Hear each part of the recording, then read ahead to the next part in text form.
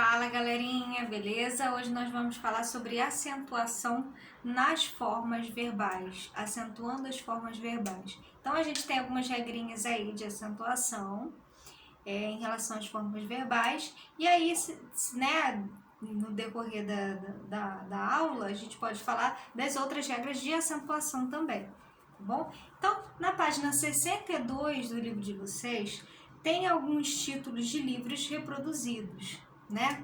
Então, tem no primeiro, onde, né? Tá escrito assim, onde, dá pra ver? Onde os porquês, esse porquê que tá substantivado, né? Então, ele vem com acento, onde os porquês têm resposta. Logo em seguida, você tem girafa tem torcicolo. É uma pergunta, né? Girafa tem torcicolo? Vocês acham que a girafa tem torcicolo? Tadinha, né? Dá até uma peninha desse tamanho, né? A bichinha sofre muito. De onde vem, logo em seguida a gente tem, de onde vêm os nomes? De onde vêm os nomes? De onde vêm os nomes? Pergunta, né? Gente vai pra lá, gente vem pra cá. Outro título, gente vai pra lá, gente vem pra cá. Então, a primeira coisa que a gente pode analisar aqui, que a gente percebe, é que, deixa eu só botar um pouquinho aqui mais pra cima, pronto. Então, o que a gente percebe aqui em relação a esses dois enunciados que nós temos, onde os porquês têm a resposta e onde não, e a girafa tem torcicolo, nesses dois nós podemos analisar a forma verbal ter, certíssimo? Então, analisando a forma verbal ter, né, aqui nos dois, e aí a gente percebe, né, tem que fazer uma ligação, um link com o sujeito da oração. Então, qual é o sujeito, na verdade, dessa oração aqui?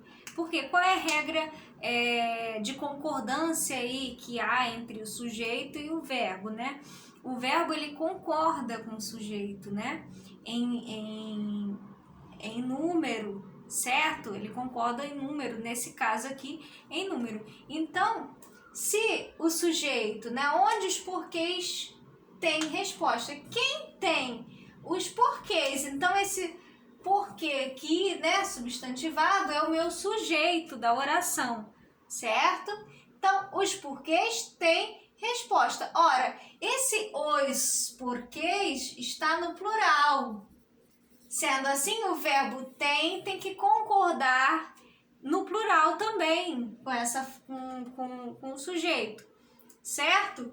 Agora, aqui embaixo, eu tenho girafa tem torcicolo.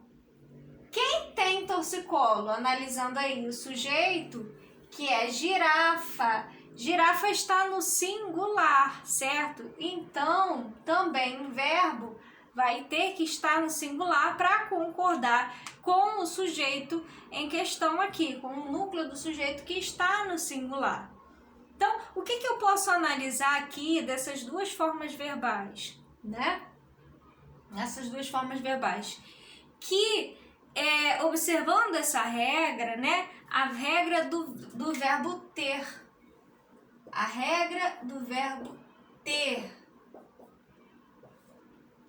O verbo ter, ele vai receber um acento circunflexo, e aí eu tô falando de acentuação. O verbo ter, ele vai receber o acento circunflexo para justamente diferenciar, né, do verbo ter sem acento circunflexo. Mas qual é a diferença? É que o ter com acento circunflexo, ele vai ser, nós vamos acentuá-lo quando ele está na terceira pessoa do plural. Então, aqui, ó, esse tem está na terceira pessoa do plural, porque ele concorda com os porquês, que é o mesmo que eu substituir por eles, certo? Na terceira do plural. Então, eles têm resposta, é o mesmo que dizer, né? Os porquês têm resposta, eles têm resposta. Então, terceira pessoa do plural. A regra é que nos verbos ter, né? No verbo ter, quando ele vai para a terceira pessoa do plural, ele é automaticamente acentuado por acento circunflexo. Professora, mas existem alguns verbos que você tem também a junção de outras palavras, de outras partes de palavras com o verbo ter. Por exemplo, como contém, que a gente chama de verbos derivados do verbo ter. Então, a regra vai se aplicar também a esses verbos. Verbo ter e seus derivados. Então, contém, né? Conter, manter, certo? Então, os porquês mantém, né? Então, aí a gente acentua também graficamente com acento circunflexo, tá? E por que aqui eu não acentuo? Porque essa regra é só aplicada às formas verbais no plural, na terceira pessoa do plural, certo? Então, lá embaixo a gente tem assim, de onde vêm os nomes? Então, de onde vêm os nomes? A forma verbal a ser analisada é ver, né? É o verbo vir, certo? É o verbo vir. De onde vêm os nomes? Gente, a gente, quer dizer, como é que é? Gente vai para lá, gente vem para cá. Então, esse vem também está sendo analisado aí, essa forma vem, né? Então, por que esse vem aqui está acentuado e esse vem não está? Ora, de onde vêm os nomes, eu tenho uma situação posposta de sujeito. O sujeito está posposto nesse caso, né? Então, os nomes vêm. De onde? Poderia colocar assim também na frase. Os nomes vêm de onde? Então, já que esses nomes estão no plural, né? O sujeito está no plural. O verbo também concorda no plural e ele vai ter a mesma regra que o verbo ter.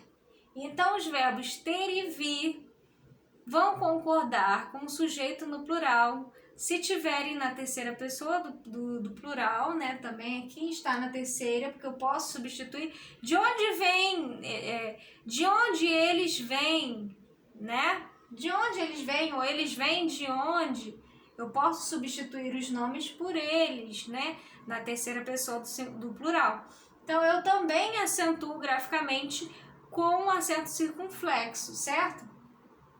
Gente vai para lá, gente vem para cá. Gente está no singular, então não vai receber o acento para diferenciar, então, no caso.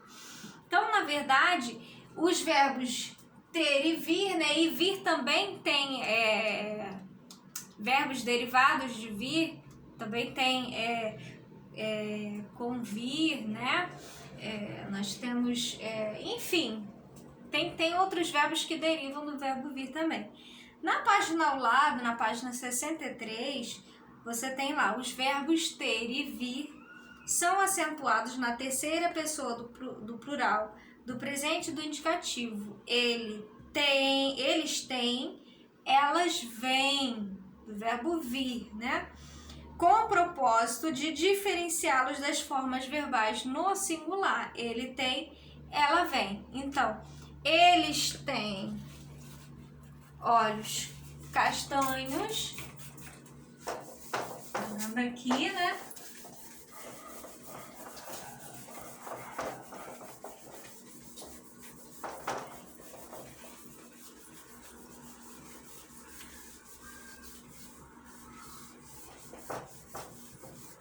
Eita, tá sujo, hein?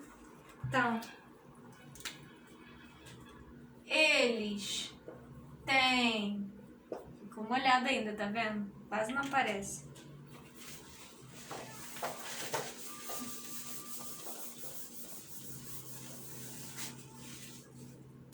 Ó. Eles tem olhos azuis. Acentuo porque eu tenho aqui, né? Concorda com o sujeito que está no plural, na terceira do plural. Ela tem olhos castanhos. Não acentuo porque é a terceira pessoa do singular. Certíssimo, gente? Então,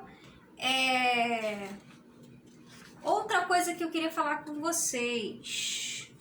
Lá embaixo tem um quadrinho assim, verbo manter, na página 63. Ao se deitar, João mantém os olhos abertos porque tem medo do escuro. Marina e Laura sempre mantêm o blog atualizado. Com o verbo conter lá embaixo, derivado do verbo ter. Este manual contém todas as informações necessárias para montar aquele aparelho. Esses galões contêm 30 litros de água cada um. Então, deixa eu colocar aqui para vocês verem, ó. João, desculpa. O que acontece nessas formas verbais aí? Ao se deitar, João mantém, não é isso?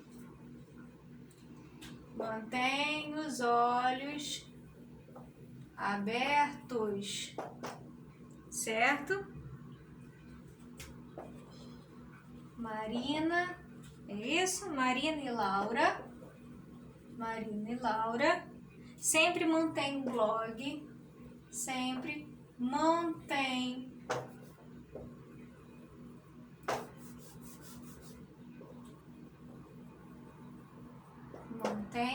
o blog atualizado.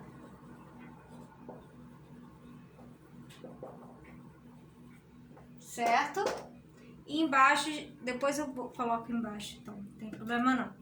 Então, ao se deitar, João mantém.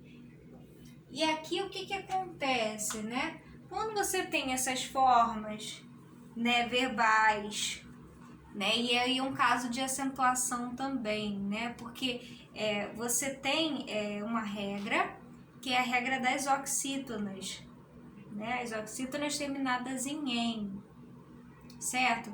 Todas as oxítonas que terminam em "em", né, elas vão ser acentuadas aí, né? Então tem também, seguidas ou não de S, né? Também, mantém, né? Contém. Então, quando você está falando dos derivados, né, dos verbos derivados, e aí eles vão, pela essa regra da acentuação das oxítonas, né, já que essas palavras, essas formas verbais, ambas são oxítonas, vocês vão acentuar, mas ela vai ter um diferencial para representar o singular e para representar o plural. Então, nas formas do singular, né, na terceira do singular, você vai usar o acento agudo, certo? Então, João mantém acento agudo na terceira do singular, os olhos abertos. Marina e Laura, como o sujeito é composto, né? Eu tenho aqui, o verbo tem que concordar no plural também, então eu sigo a mesma regra do verbo ter na terceira do plural, mantendo o acento circunflexo. Então aqui, ó, mantém o blog atualizado. Da mesma forma, o verbo conter, aí embaixo tem assim, este manual contém, deixa eu trocar de cor, este manual contém, o manual contém, né? Este manual contém, né? E esses galões, olha aí a terceira do plural, esses galões contém, aí eu utilizo no circunflexo, né? Eu utilizo o circunflexo, contém 30 litros, etc. e tal. Tá bom, gente? A gente continua na próxima aula. Beijos, tchau, tchau.